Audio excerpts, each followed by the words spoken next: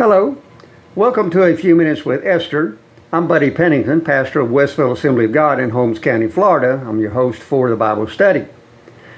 In this part of our study, we're going to move into the second chapter of the book of Esther. In this chapter, we are introduced to a couple of changes in the overall action of the story that's recorded in this Old Testament book, and we're introduced to two people who are very, very important to the flow of the story. Let's take a look at the plot change first. King Xerxes, also known as Ahasuerus, calmed down finally after he had his fit of rage and banned his queen Vashti from his presence forever when she refused to come into the presence of all the nobles of the palace during his week-long feast that he had had for them. When he settled down, he realized he no longer had a queen who could come into his presence because of his decree that had been sent to all the provinces. His personal attendants recommended to him that he send out to all the provinces, all 127 of them, to find a replacement for Queen Vashti.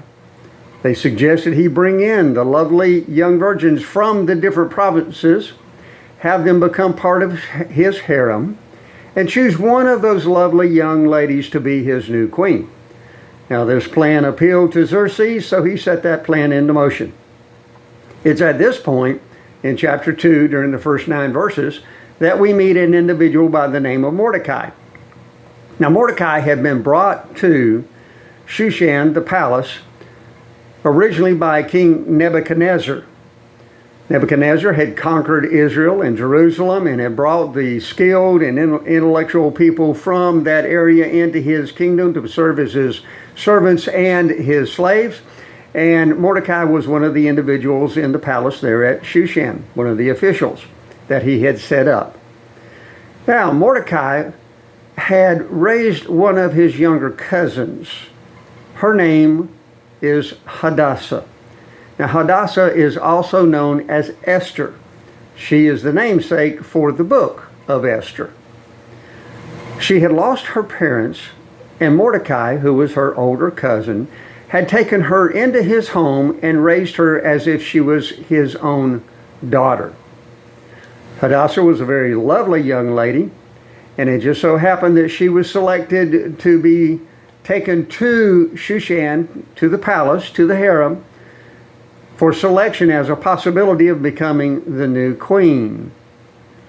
Now, she caught the eye of the eunuch who was in charge of the king's harem, a fellow by the name of Hegai. Hegai took a liking to Esther and decided that he was going to give her a helping hand in preparing her for meeting the king for the possibility of being chosen as the queen. Now, this is not an uncommon thing at that time in history. Harems existed all over that part of the world, and Xerxes, as king, had a harem. We're going to be taking a look at the process of getting ready to meet the king in our next video. But keep in mind what has happened in this part of the story.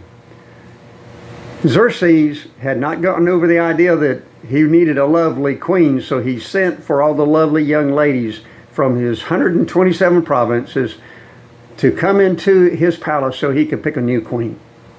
Mordecai the Jew had raised Hadassah to adulthood, and she had been selected as a lovely young lady to go to the harem, and now she is in the harem, and because of her, I guess her personality, you might say, because of the way she behaved herself in front of the eunuch in charge of the harem, she kind of caught his eye and gained favor with him. We'll see how that plays into the story in the next part. There's something I want to point out to you here.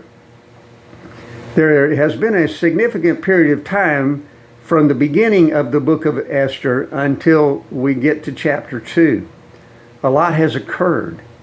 I want to remind you that sometimes God puts people in particular places in a particular fashion through a long series of events so that they can be used by Him to bring glory to His name. Now, please keep that in mind as we continue our study of Esther. You see, all the things that have happened to you may have very well been set into motion by God Himself, because He has a plan for your life, and He has something special that He wants you to do, and He's just setting things up so that you'll be able to do that something special.